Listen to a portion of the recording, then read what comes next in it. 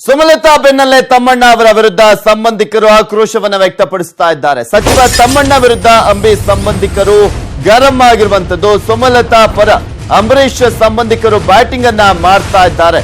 ಸಚಿವ ತಮ್ಮಣ್ಣ ವಿರುದ್ಧ ಅಂಬರೀಶ್ ಸಂಬಂಧಿಕರು ಗರಂ ಆಗಿರುವಂತದ್ದು ಅವರ ಹೇಳಿಕೆಗಳ ವಿಚಾರಕ್ಕೆ ಸಂಬಂಧಪಟ್ಟಂತೆ. ಇನ್ನು ಸುಮಲತಾ ಪರ ಅಂಬಿ ಸಂಬಂಧಿಕರು ಬ್ಯಾಟಿಂಗ್ ಅನ್ನ ಮಾಡ್ತಾ ಇದ್ದಾರೆ. ಸಾರಿಗೆ ಸಚಿವ ಡಿಸಿ ತಮ್ಮಣ್ಣ ಅವರ ವಿರುದ್ಧ ಸಂಬಂಧಿಕರು ಆಕ್ರೋಶವನ್ನ ವ್ಯಕ್ತಪಡಿಸ್ತಾ ಇರುವಂತದ್ದು. ಸಚಿವ ತಮ್ಮಣ್ಣ ಅವರ ವಿರುದ್ಧ ನಿನ್ನೆ ಅಷ್ಟೇ ಸುಮಲತಾ ಅಂಬರೀಶ್ ಅವರು ಕೂಡ ಪರೋಕ್ಷವಾಗಿ ವಾಗ್ದಾಳಿಯನ್ನ ನಡೆಸಿದ್ರು. ಯಾಕೆಂದ್ರೆ ಡಿಸಿ ತಮ್ಮಣ್ಣ ಅವರು ಅಂಬರೀಶ್ ಅವರ ಕುಟುಂಬದ ವಿರುದ್ಧ, ಅದರಲ್ಲೂ ಸುಮಲತಾ ಅವರ ವಿರುದ್ಧ ವಾಗ್ದಾಳಿಯನ್ನ ನಡೆಸಿದಂತ ವಿಚಾರಕ್ಕೆ ಸಂಬಂಧಪಟ್ಟಂತೆ ಇವರೆಲ್ಲರೂ ಕೂಡ ಆಕ್ರೋಶವನ್ನ ವ್ಯಕ್ತಪಡಿಸ್ತಾ ಇದ್ದಾರೆ. ಮಂಡ್ಯ ಜಿಲ್ಲೆ ಮದ್ದೂರು ತಾಲೂಕಿನ ದೊಡ್ಡರಸಿನಕೆರೆ ಗ್ರಾಮದವರು ನಾವೆಲ್ಲ ಸಂಬಂಧಿಕರು, ಸಂಬಂಧ ಉಳಿಸಿಕೊಂಡು ಹೋಗಬೇಕು, ಆದ್ರೆ ಇವ್ರು ಏನ್ ಮಾಡ್ತಾ ಇದ್ದಾರೆ ಅಂತ ಕೂಡ ಪ್ರಶ್ನೆಯನ್ನ ಮಾಡಿದ್ದಾರೆ. ವಯಸ್ಸಾದ ಮೇಲೆ ತಾಳ್ಮೆಯಿಂದ ಮಾತನಾಡಬೇಕು. ಚುನಾವಣೆ ಗೆಲ್ಲೋದು ಸೋಲೋದು ಮುಖ್ಯವಲ್ಲ. ಸಾರಿಗೆ ಸಚಿವ ಡಿಸಿ ತಮ್ಮಣ್ಣ ಅವರ ವಿರುದ್ಧ ಸಂಬಂಧಿಕರು ಆಕ್ರೋಶವನ್ನ ವ್ಯಕ್ತಪಡಿಸ್ತಾ ಇದ್ದಾರೆ. ಈ ರೀತಿಯಾಗಿ ರಾಜಕಾರಣ ಅನ್ನೋದು ಇರುತ್ತೆ, ಸೋಲು ಗೆಲುವು ಯಾವಾಗ್ಲೂ ಕೂಡ ಇದ್ದಿದೆ, ಆದ್ರೆ ಈ ರೀತಿಯಾಗಿ ಪರ್ಸನಲ್ ಆಗಿ ಮಾತನಾಡೋದು ತಪ್ಪು. ವಯಸ್ಸಾದ ಮೇಲೆ ತಾಳ್ಮೆಯಿಂದ ಮಾತಾಡಬೇಕಾಗಿತ್ತು, ಆದ್ರೆ ಆ ತಾಳ್ಮೆಯನ್ನ ಬಿಟ್ಟಿದ್ದಾರೆ ಇವರು. ಚುನಾವಣೆ ಗೆಲ್ಲೋದು ಸೋಲೋದು ಮುಖ್ಯವಲ್ಲ ಅಂತ ಕೂಡ ಹೇಳಿದ್ದಾರೆ. ಅಂಬರೀಶ್ ಅನ್ನ ಸಚಿವ ಸ್ಥಾನ ಕೊಡಬೇಕು, ನಿಮ್ಗೆಲ್ಲ ಗ್ರ್ಯಾಂಡ್ ಕೊಡೋಕೆ, ನಿಮ್ಗೆಲ್ಲ ಆ ಊರಿಗೆ, ರಾಮನಗರಕ್ಕೆ, ಚನ್ನಪಟ್ಟಣಕ್ಕೆ, ಮಳವಳ್ಳಿಗೆ ಅನುದಾನ ಕೊಡಕ ಅವ್ರಿಗೆಲ್ಲ ದುಡ್ಡು ಪೇಡ್ ಮಾಡೋಕೆ ಅವರು ಈಗ ಮಿನಿಸ್ಟರ್ ಬೇಡ ಮಾತು ಕೊಟ್ರು. ಅದಕ್ಕೆ ಉದಾಹರಣೆ ಏನೂ ಇಲ್ಲ. ತಮ್ಮಣ್ಣವರು, ತಮ್ಮಣ್ಣನ ಮಗ, ತಮ್ಮಣ್ಣನ ಸೊಸೆ ಪ್ರೆಸ್ಟೀಜ್ ಪ್ಯಾಟ್ ಹೋಗಿ ಗೊಪ್ಪೆ ಕೊಟ್ಟು ಅವ್ರಿಗೆ ಕಂಗ್ರಾಜಿಯಲ್ಲಿ ಬಂದ್ರು. ಅದೇ ಒಂದು ಉದಾಹರಣೆ. ಅಂಬರೀಶ್ ಅಣ್ಣ ಹೋಗಿಲ್ಲ, ಇವ್ರು ಹೋದ್ರು.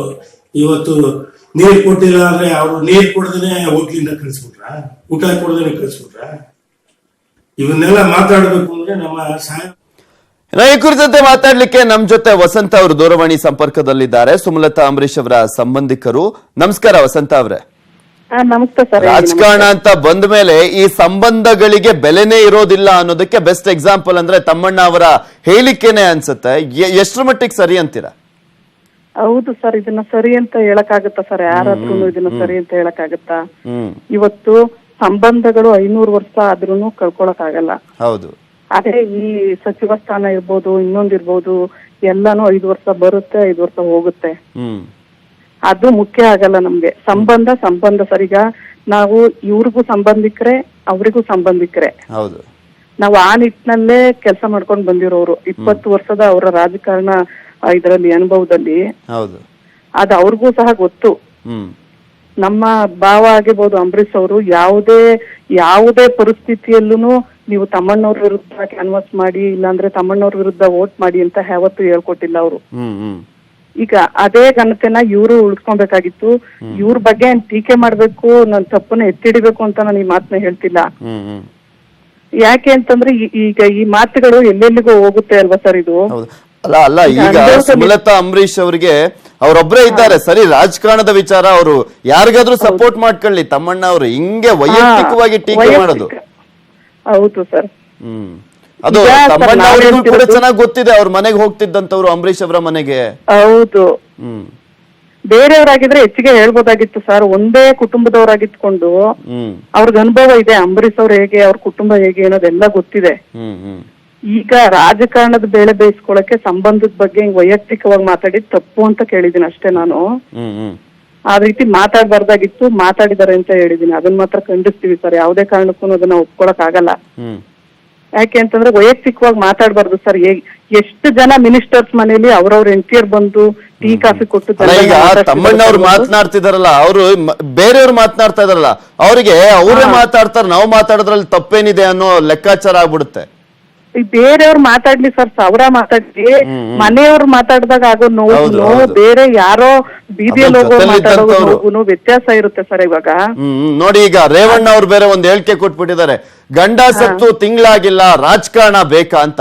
ಇವೆಲ್ಲ ಮಾತನಾಡುವಂತ ಮಾತುಗಳ ಅಂತ ಅವ್ರ ಘನತೆಗೆ ತಕ್ಕಂತದ್ದು ಸರ್, ಅದನ್ನೆಲ್ಲ ನಾವು ಟೀಕೆ ಮಾಡುವಷ್ಟು ದೊಡ್ಡವರು ಅಲ್ಲ, ನಮ್ಗದು ಬೇಕಾಗಿಲ್ಲ ಸರ್. ನಾವ್ ಅವ್ರ ತರ ಬೇರೆಯವ್ರ ಬಗ್ಗೆ ಟೀಕೆ ಮಾಡಕ್ಕೆ ಆಗ್ಲಿ ಇನ್ನೊಂದಕ್ಕೆ ಆಗ್ಲಿ ನಾವ್ ಇಷ್ಟಪಡಲ್ಲ. ನಮ್ಮನ್ನ ಏನ್ ಅಂದಿದಾರೆ ಅದನ್ನ ಖಂಡಿಸ್ತೀವಿ ಅಷ್ಟೇ. ಅವ್ರ ಹೇಳಿಕೆ ಕೊಟ್ಕೊಳ್ಬೋದು, ಈಗ ಪ್ರಜಾಪ್ರಭುತ್ವ ಅವ್ರಿಗೆ ಏನ್ ಬರುತ್ತೋ ಬಾಯಿಗೆ ಏನ್ ಬರುತ್ತೋ ಅದನ್ನ ಹೇಳಿಕೆ ಕೊಟ್ಕೊಳ್ಳಿ. ನಮ್ಮ ವಿರುದ್ಧವಾಗಿ ಮಾತಾಡಿದ್ರೆ ನಾವು ಕೇಳ್ತೀವಿ ಅಷ್ಟೇ ಅಲ್ಲ, ಸರ್. ನನ್ಗೆ ತಮ್ಮಣ್ಣ ಅವ್ರ ಬಗ್ಗೆ ಅಂದ್ರೆ ನಾವು ನೋಡ್ತಾ ಇದ್ವಿ, ಅಂಬರೀಶ್ ಅವರು ಇದ್ದಂತ ಸಂದರ್ಭದಲ್ಲಿ ಅವರಿಗೆ ಮಿನಿಸ್ಟ್ರಿಗಿರಿ ಸಿಕ್ತಲ್ಲ ತಮ್ಮಣ್ಣ ಅವರಿಗೆ, ಅವಾಗ ಕೇಳ್ತಾ ಇದ್ರಂತೆ, ತಮ್ಮಣ್ಣ ಅವ್ರಿಗೆ ಸಿಕ್ತಾ ನೋಡಪ್ಪ ಏನು ಎತ್ತ ಅಂತ ಮಾತನಾಡ್ತಾ ಇದ್ರಂತೆ. ಕುಮಾರಸ್ವಾಮಿ ಅವರಿಗೆ ಕೊಡ್ತಿರೋ ಇಲ್ವೋ ಅಂತೆಲ್ಲ. ಇಂತಹ ವ್ಯಕ್ತಿಯ ಹೆಂಡತಿ ಮೇಲೆ ಈ ರೀತಿಯಾಗಿ ಮಾತನಾಡ್ತಾರೆ ಅಂದ್ರೆ ನಿಜಕ್ಕೂ ದುರಂತ ಅನ್ಸುತ್ತೆ. ಹೌದು ಅಲ್ವಾ ಸರ್, ಅದನ್ನ ತಿಳ್ಕೊಬೇಕಾಗಿತ್ತು ಸರ್. ಇವರು ಒಬ್ರು ಮಗಳ ಸ್ಥಾನದಲ್ಲಿರೋರ್ಗೆ ಈ ತರ ಮಾತಾಡಿದಾಗ ಅವ್ರ ಮನಸ್ಸಿಗೆ ಎಷ್ಟು ನೋವಾಗುತ್ತೆ, ಎಷ್ಟು ನಾಟ್ಕೊಳ್ಳುತ್ತೆ ಅಂತ ಇವ್ರು ತಿಳ್ಕೊಬೇಕಾಗಿತ್ತು. ಯಾಕೆ ಸುಭಾಲತಾ ಅವರು, ನಮ್ಮ ಅಕ್ಕ ಅವರು ಇವತ್ತು ರಾಜಕಾರಣಕ್ಕೆ ಬರ್ತಿರ್ಬೋದು, ಅದು ನಮ್ಮೆಲ್ರನ್ನು ಅಭಿಮಾನಿಗಳ ಒತ್ತಡಕ್ಕೋಸ್ಕರ ಎಲ್ಲಾರ್ಗೋಸ್ಕರನು ಬರ್ತಿರೋದವ್ರು. ಅವ್ರಿಗೆ ಅನುಭವ ಇಲ್ಲ ಅಂತಾನೆ ಇಟ್ಕೊಳ್ಳೋಣ. ಇವ್ರು 20 ವರ್ಷದಿಂದ ರಾಜಕಾರಣ ಮಾಡಿದಾರಲ್ಲ ಸರ್. ಇವ್ರು 20 ವರ್ಷದಿಂದ ರಾಜಕಾರಣ ಮಾಡಿರೋದ್ರಲ್ಲಿ ಅನುಭವದಲ್ಲಿ ವಯಸ್ಸಿಗೂ ಅವರಲ್ಲೂ ವಯಸ್ಸಿಗೆ ದೊಡ್ಡವರು, ತಂದೆ ಸ್ಥಾನದಲ್ಲಿ ಇರುವಂತವ್ರು. ಈ ಮಾತುಗಳನ್ನ ಆಡಿದಾಗ ಅದು ತಪ್ಪು ಅನ್ಸುತ್ತೆ ಸರ್. ಎಂತವ್ರು ಅದನ್ನ ಖಂಡಿಸ್ಬೇಕು ಅಂತ ಅನ್ಸುತ್ತೆ ಅವಾಗ. ಅಲ್ಲ, ಎಷ್ಟು ಸಂಯಮದಿಂದ ಮಾತನಾಡಿದ್ರು ನೋಡಿ ಸುಮಲತಾ ಅಂಬರೀಶ್ ಅವರು. ಎಸ್, ಅವ್ರು ಮಾತಾಡಿ ಅಟ್ಲೀಸ್ಟ್ ನಮ್ಮ ಹತ್ರ ಬಂದು ನನ್ಗೆ ಹೇಳಿದಿದ್ರೆ ನಾನ್ ಚೇಂಜ್ ಮಾಡ್ಕೊಳ್ತೀನಿ, ಈ ತರ ಮಾತಾಡೋದು ಸರಿನಾ ಅಂತ.